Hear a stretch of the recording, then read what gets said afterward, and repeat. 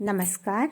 आज हम सूर्यकांत त्रिपाठी निराला जी द्वारा रचित संध्या सुंदरी कविता पढ़ेंगे। निराला जी ने अपनी कविता संध्या सुंदरी में प्रकृति का मानवीकरण किया है। उन्होंने संध्या को एक सुंदर युवती के रूप में प्रस्तुत किया है।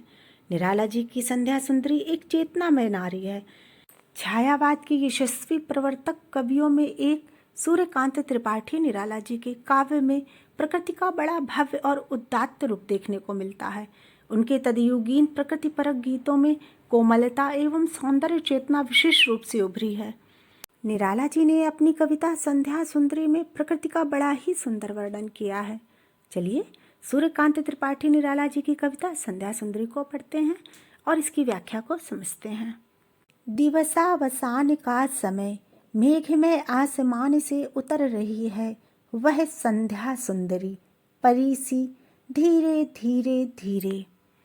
यहाँ पर कवि ने संध्या का एक सुंदर परी या युवती के रूप में मानवीकरण किया है। कवि कहते हैं कि दिवसावसान अर्थात दिवस का अवसान, दिन का समाप्त होना। दिन समाप्त होने का समय है।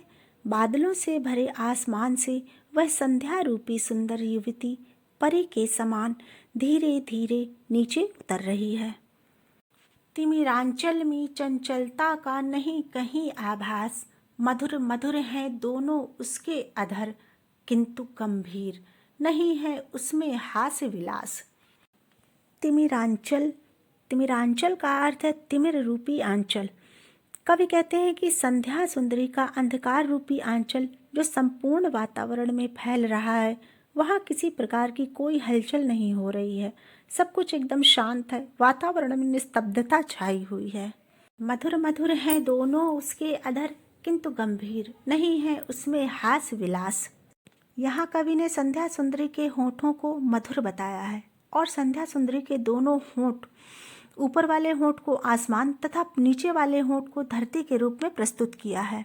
कवि कहते हैं कि अंबर धरा रूपी जो संध्या सुंदरी के ऊपर तथा नीचे के दोनों अधर हैं, वे बहुत मधुर हैं, किंतु उनमें गंभीरता छाई हुई है। उसके अधर गंभीर तथा शांत हैं। उनमें किसी प्रकार का हास विलास नहीं है, प्रसन्नता नहीं है। यहाँ कवि ने संपूर्ण आसमान और धरती में सूर्यास्त के बाद जो गंभीर शांति छा जाती है, उसका बड़ा ही सुंदर वर्णन किया है। सूर्यास्त के बाद पशु पक्षी मनुष्य आदि पूरे दिन की व्यस्तता के बाद अपने अपने रहने के स्थान पर चले जाते हैं और विश्राम की अवस्था में होते हैं। दिन भर चिड़ियों का चहचहाना, गायों का रंभाना तथा अन्य विभिन्न प्रकार के पशुओं का विभिन्न विभिन्न आवाज़ें निकालना, मनुष्यों का सारा दिन अपने अपने कार्यों में व्यस्त रहना, हंसना बोलना, बच्चों का खेलना आदि अनेक ऐसे कार्य होते हैं जो वातावरण की जीवंतता को बनाए रखते हैं। अब इस समय वह वातावरण एकदम शांत है और एक प्रकार की गंभीर उदासी सी छाई हुई है।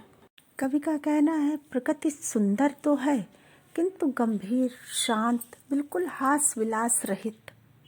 हंसता है तो केवल तारा एक, गुथा हुआ उन घुंघराले काले काले बालों से, हृदय राज्य की रानी का वह करता है अभिषेक।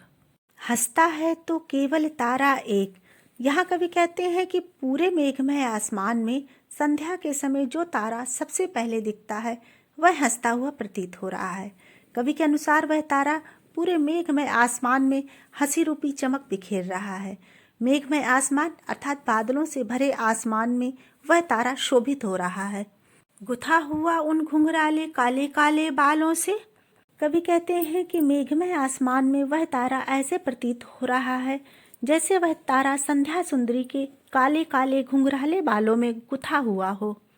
हृदय राज्य की रानी का वह करता है अभिषेक, और इस प्रकार वह अपनी हृदय राज्य की रानी अर्थात उस तारा के हृदय रूपी राज्य की रानी संध्या सुंदरी का अभिषेक कर रहा हो या श्रृंगार कर रहा हो। अलसता की सी लता किंतु कोमलता की वह कली, सखी नीरवता के कंधे पर डाले बाह, छाह सी अंबर पथ से चली। अलसता की सी लता किंतु कोमलता की वह कली। यहाँ कवि कहते हैं कि संध्या रूपी सुंदरी आलस्य से भरी हुई लता के समान है। उसकी चाल धीमी है, उसमें स्फूर्ति का अभाव है, किंतु उसमें आलस्य होते हुए भी वह सुकोमल कली की भांति दिख रही है। सखी नीरवता के कंधे पर डाले बाह। यहाँ कवि कहते हैं कि जैसे लता सहारा लेकर बढ़ती है, उसी प्रकार संध्या सुंदरी अपनी सखी नीरवता के कंधे का सहारा लेकर चल रही है। नीरवता का अर्थ है शांति या चुप्पी। यहाँ कवि ने नीरवता अर्थात शांति को संध्या सुंदरी की सखी के रूप में प्रस्तुत किया है और उसका भी मानवीकरण किया है। छाह सी अंबर पथ से चली, जैसे व्यक्ति की छाया उसके साथ साथ चलती है, वैसे ही कवि संध्या सुंदरी को नीरवता की छाया बताते हुए कहते हैं कि संध्या सुंदरी अपनी सखी नीरवता के कंधे का सहारा लेकर छाया के समान आसमान के रास्ते से आ रही है। नहीं बजती उसके हाथ में कोई वीणा, नहीं होता कोई अनुराग राग आलाप, नुपुरों में भी रुनझुन नहीं, सिर्फ एक अव्यक्त शब्द सा चुप चुप चुप है गूंज रहा सब कहीं। नहीं बजती उसके हाथ में कोई वीणा।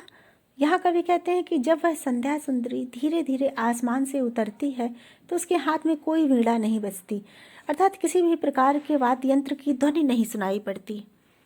अनुराग राग आलाप मतलब प्रेम भरा लय युक्त गीत। यहाँ कवि कहते हैं कि और किसी भी प्रकार का प्रेम भरा लय युक्त राग अर्थात गीत, प्रेम के गीत की स्वर लहरी भी नहीं बजती।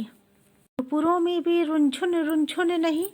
यहाँ कवि कहते हैं कि संध्या रूपी सुंदरी ने जो अपने पैरों में नुपुर बांध रखे हैं, उन पायलों में से भी कोई आवाज नहीं आ रही। वो इतने धीरे धीरे मंथर गति से नीचे उतर रही है।